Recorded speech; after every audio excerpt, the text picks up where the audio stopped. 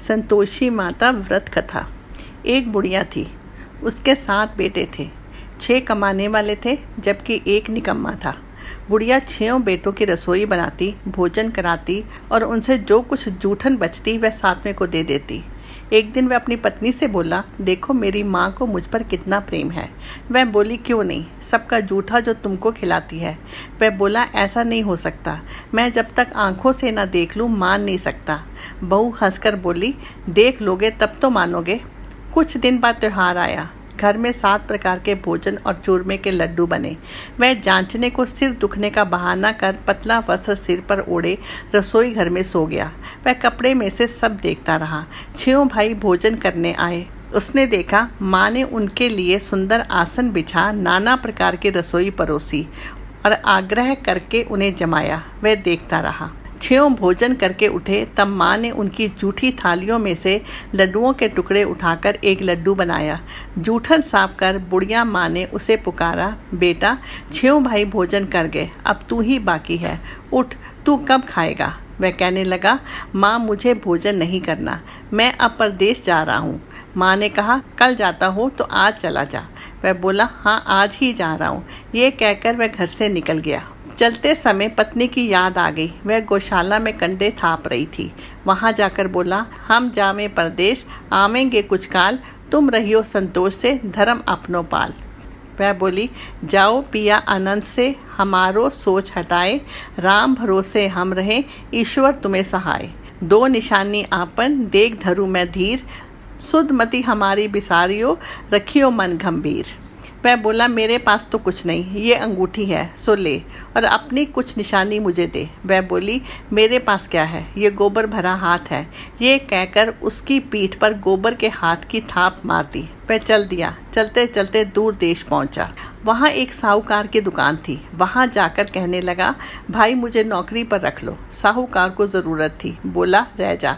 लड़के ने पूछा, तनख्वाह क्या दोगे। साहूकार ने कहा, काम देखकर दाम मिलेंगे। साहूकार की नौकरी मिली। वह सुबह 7 बजे से 10 बजे तक नौकरी बजाने लगा। कुछ दिनों में दुकान का सारा लेन देन, हिसाब किताब, ग्राहकों को माल बेचना, सारा काम करने लगा। साहूकार के 7-8 नौकर थे। वे सब चक्कर खाने लगे, ये तो बहुत होशियार बन गया।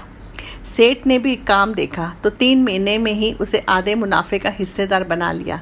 वह कुछ वर्ष में ही नामी सेठ बन गया और मालिक सारा कारोबार उस पर छोड़कर चला गया। इधर उसकी पत्नी को सास ससुर बहुत दुख देने लगे। सारी गृहस्थी का काम करा के उसे लकड़ी लेने जंगल में भेजते। इस बीच घर के आटे से जो भूसी निकलती उसकी रोटी बनाकर रख दी जाती और फूटे नारियल की नरेली में पानी। एक दिन वह लकड़ी लेने जा रही थी। रास्ते में बहुत सी स्त्रियां संतोषी माता का व्रत करती दिखाई दी। वह वहाँ खड़ी होकर कथा सुनने लगी और पूछा, बहनों तुम किस देवता का व्रत करती हो और उसके करने से क्या फल मिलता है। यदि तुम इस व्रत का विधान मुझे समझाकर कहोगे तो मैं तुम्हारा बहुत एहसान मानूंगी। तब उसमें से एक स्त्री बोली, सुनो, ये संतोषी माता का व्रत है। इसके करने से निर्धनता, दरिद्रता का नाश होता है और जो कुछ मन में कामना हो सब संतोषी माता की कृपा से पूरी होती है। तब उसने उससे व्रत की विधि पूछी। वह भक्तनी स्त्री बोली, 1.25 आने का गुड़ चना लेना, इच्छा हो तो 5.25 आने का लेना या 1.25 रुपये का भी सहूलियत के अनुसार लेना। बिना परेशानी और श्रद्धा व प्रेम से जितना भी बन पड़े सवाया लेना। प्रत्येक शुक्रवार को निराहार रहकर कथा सुनना। इसके बीच क्रम टूटे नहीं। लगातार नियम पालन करना। सुनने वाला कोई ना मिले तो घी का दीपक जला उसके आगे या जल के पात्र को सामने रखकर कथा कहना। जब कार्य सिद्ध न हो तो नियम का पालन करना और कार्य सिद्ध हो जाने पर व्रत का उद्यापन करना। 3 मास में माता फल पूरा करती है। यदि किसी के ग्रह खोटे भी हों तो भी माता वर्ष भर में कार्य सिद्ध करती है। फल सिद्ध होने पर उद्यापन करना चाहिए, बीच में नहीं। उद्यापन में 2.5 सेर आटे का खाजा तथा इसी परिणाम से खीर तथा चने का साग करना। 8 लड़कों को भोजन कराना। जहाँ तक मिले देवर जेठ भाई बंधुओं के हों, ना मिले तो रिश्तेदार और पास पड़ोसियों को बुलाना, उन्हें भोजन करा, यथाशक्ति दक्षिणा दे, माता का नियम पूरा करना। उस दिन घर में खटाई ना खाना। ये सुन बुढ़िया के लड़के की बहू चल दी। रास्ते में लकड़ी के बोझ को बेच दिया। और उन पैसों से गुड़ चना ले माता के व्रत की तैयारी कर आगे चली और सामने मंदिर देखकर पूछने लगी, ये मंदिर किसका है। सब कहने लगे संतोषी माता का मंदिर है। ये सुनकर माता के मंदिर में जाकर चरणों में लौटने लगी, दीन हो विनती करने लगी, माँ मैं निपट अज्ञानी हूँ, व्रत के कुछ भी नियम नहीं जानती, मैं दुखी हूँ। हे माता जगत जननी मेरा दुख दूर कर, मैं तेरी शरण में हूँ। माता को दया आई। एक शुक्रवार बीता कि दूसरे को उसके पति का पत्र आया और तीसरे शुक्रवार को उसका भेजा हुआ पैसा आ पहुँचा। ये देख जेठ जेठानी मुंह सिकोड़ने लगे, लड़के ताने देने लगे, काकी के पास पत्र आने लगे, रुपया आने लगा, अब तो काकी की खातिर बढ़ेगी। बेचारी सरलता से कहती, भैया कागज आवे रुपया आवे, हम सबके लिए अच्छा है। ऐसा कहकर आंखों में आंसू भरकर संतोषी माता के मंदिर में आ मातेश्वरी के चरणों में गिरकर रोने लगी। माँ मैंने तुमसे पैसा कब मांगा है, मुझे पैसे से क्या काम है, मुझे तो अपने सुहाग से काम है, मैं तो अपने स्वामी के दर्शन मांगती हूँ। तब माता ने प्रसन्न होकर कहा, जा बेटी तेरा स्वामी आएगा। ये सुनकर खुशी से बावली होकर घर में जा काम करने लगी। अब संतोषी माँ विचार करने लगी, इस भोली पुत्री को मैंने कह तो दिया कि तेरा पति आएगा, लेकिन कैसे, वह तो इसे स्वप्न में भी याद नहीं करता। उसे याद दिलाने को मुझे ही जाना पड़ेगा। इस तरह माता जी उस बुढ़िया के बेटे के पास जा स्वप्न में प्रकट हो कहने लगी, साहूकार के बेटे सो रहा है या जागता है। वह कहने लगा, माता सोता भी नहीं जागता भी नहीं, कहो क्या आ गया है। माँ कहने लगी, तेरा घर बार कुछ है कि नहीं। वह बोला, मेरे पास सब कुछ है, माँ बाप है, बहू है, क्या कमी है। माँ बोली, भोले पुत्र तेरी बहू घोर कष्ट उठा रही है, तेरे माँ बाप उसे परेशानी दे रहे हैं, वह तेरे लिए तरस रही है, तू उसकी सुध ले। वह बोला, हाँ माता जी ये तो मालूम है, परंतु जाऊं तो कैसे, प्रदेश की बात है, लेन देन का कोई हिसाब नहीं, कोई जानने का रास्ता नहीं आता, कैसे चला जाऊं। माँ कहने लगी, मेरी बात मान, सवेरे नहा धोकर संतोषी माता का नाम ले, घी का दीपक जला, दंडवत कर दुकान पर जा बैठ। देखते देखते सारा लेन देन चुक जाएगा, जमा का माल बिक जाएगा, सांझ होते होते धन का भारी ढेर लग जाएगा। अब बूढ़े की बात मानकर वह नहा धोकर संतोषी माता को दंडवत घी का दीपक जला दुकान पर जा बैठा।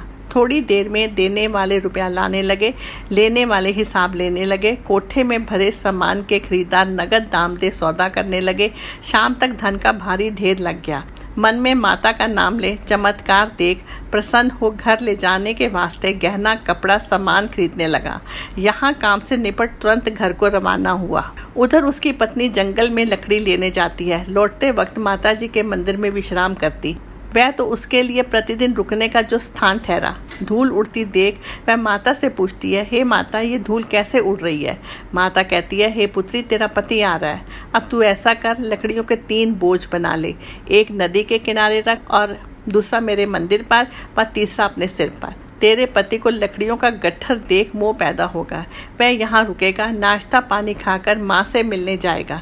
तब तू लकड़ियों का बोझ उठाकर जाना और चौक में गट्ठर डालकर जोर से आवाज़ लगाना, लो सासू जी लकड़ियों का गट्ठर लो, भूसे की रोटी दो, नारियल के खेपड़े में पानी दो, आज मेहमान कौन आया है। माता जी से बहुत अच्छा कहकर वह प्रसन्न मन से लकड़ियों के 3 गट्ठर बनाई, एक नदी के किनारे पर और एक माता जी के मंदिर पर रखा। इतने में मुसाफिर आ पहुंचा। सूखी लकड़ी देख उसकी इच्छा उत्पन्न हुई कि हम यहीं पर विश्राम करें और भोजन बनाकर खा पी कर गाँव जाएं। इसी तरह रुककर भोजन बना विश्राम करके गाँव को गया। सबसे प्रेम से मिला। उसी समय सिर पर एक लकड़ी का गट्ठर लिए वह उतावली सी आती है। लकड़ियों का भारी बोझ आंगन में डालकर जोर से 3 आवाज़ें देती है, लो सासू जी लकड़ियों का गट्ठर लो, भूसी की रोटी दो, आज मेहमान कौन आया है। ये सुनकर उसकी सास बाहर आकर अपने दिए हुए कष्टों को भुलाने हेतु कहती है, बहू ऐसा क्यों कहती है, तेरा मालिक ही तो आया है, आ बैठ, मीठा भात खा, भोजन कर, कपड़े गहने पहन। उसकी आवाज़ सुनकर उसका पति बाहर आता है। अंगूठी देख व्याकुल हो जाता है। माँ से पूछता है, माँ ये कौन है। माँ बोली, बेटा ये तेरी बहू है, जब से तू गया है तब से सारे गांव में भटकती फिरती है, घर का काम काज कुछ करती नहीं, 4 पहर आकर खा जाती है। वह बोला, ठीक है माँ, मैंने इसे भी देखा और तुम्हें भी। अब दूसरे घर की ताली दो, उसमें रहूँगा। माँ बोली, ठीक है, जैसी तेरी मर्जी। तब वह दूसरे मकान की तीसरी मंजिल का कमरा खोल सारा सामान जमाया। एक दिन में राजा के महल जैसा ठाट बाट बन गया। अब क्या था, बहू सुख भोगने लगी। इतने में शुक्रवार आया। उसने पति से कहा, मुझे संतोषी माता के व्रत का उद्यापन करना है। पति बोला, खुशी से कर लो। वह उद्यापन की तैयारी करने लगी। जेठानी के लड़कों को भोजन के लिए कहने गई। उन्होंने मंजूर किया, परंतु पीछे से जेठानी ने अपने बच्चों को सिखाया, देखो, भोजन के समय खटाई मांगना, जिससे उसका उद्यापन पूरा ना हो।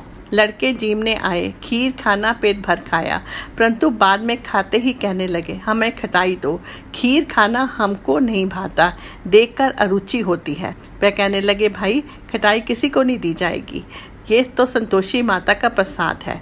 लड़के उठ खड़े हुए, बोले, पैसा लाओ। भोली बहू कुछ जानती नहीं थी, उन्हें पैसा दे दिया। लड़के उसी समय हट करके इमली खटाई ले खाने लगे। ये देखकर बहू पर माताजी ने कोप किया। राजा के दूत उसके पति को पकड़कर ले गए। जेठ जेठानी मन माने वचन कहने लगे, लूट लूट कर धन इकट्ठा कर लिया है, अब सब मालूम पड़ जाएगा जब जेल की मार खाएगा। बहू से ये सहन नहीं हुआ। रोती हुई माताजी के मंदिर गई, कहने लगी, हे माता, तुमने क्या किया? हंसाकर अब भक्तों को रुलाने लगी। माता बोली, बेटी, तूने उद्यापन करके मेरा व्रत भंग किया है। वह कहने लगी, माता, मैंने कुछ अपराध किया है, मैंने तो भूल से लड़कों को पैसे दे दिए थे, मुझे क्षमा करो, मैं फिर तुम्हारा उद्यापन करूंगी। माँ बोली, अब भूल मत करना। वह कहती है, अब भूल नहीं होगी, अब बतलाओ वे कैसे आवेंगे? माँ बोली, जा पुत्री, तेरा पति तुझे रास्ते में आता मिलेगा। वह निकली, राह में पति आता मिला। वह पूछने लगी, कहाँ गए थे? वह कहने लगा, इतना धन जो कमाया था उसका टैक्स राजा ने मांगा था, वह भरने गया था। वह प्रसन्न हो बोली, भला हुआ, अब घर को चलो। कुछ दिन बाद फिर शुक्रवार आया। वह बोली, मुझे फिर माता को उद्यापन करना है। पति ने कहा, करो। बहू फिर जेठ के लड़कों को भोजन को कहने गई। जेठानी ने एक दो बातें सुनाई और सब लड़कों को सिखाने लगी, तुम सब लोग पहले ही खटाई मांगना। लड़के भोजन से पहले कहने लगे, हमें खीर नहीं खानी, हमारा जी बिगड़ता है, कुछ खटाई खाने को दो। वह बोली, खटाई किसी को नहीं मिलेगी, आना हो तो आओ। वह ब्राह्मण के लड़के लाकर भोजन कराने लगी। यथाशक्ति दक्षिणा की जगह एक एक फल उन्हें दिया। संतोषी माता प्रसन्न हुई। माता की कृपा होते ही 9वें मास में उसके चंद्रमा के समान सुंदर पुत्र प्राप्त हुआ। पुत्र को पाकर प्रतिदिन माताजी के मंदिर को जाने लगी। माँ ने सोचा, ये रोज आती है, आज क्यों ना इसके घर चलूं। ये विचार कर माता ने भयानक रूप बनाया। गुड़ चने से सना मुख, ऊपर सूंड के समान होंठ, उस पर मक्खियाँ भिन भिन कर रही थी। देहली पर पैर रखते ही उसकी सांस चिल्लाई, देखो रे, कोई चुड़ैल डाकिन चली आ रही है, लड़कों इसे भगाओ, नहीं तो किसी को खा जाएगी। लड़के भागने लगे, चिल्लाकर खिड़की बंद करने लगे। बहू रोशनदान में से देख रही थी। प्रसन्नता से पगली बन चिल्लाने लगी, आज मेरी माताजी मेरे घर आई हैं। वह बच्चे को दूध पीने से हटाती है।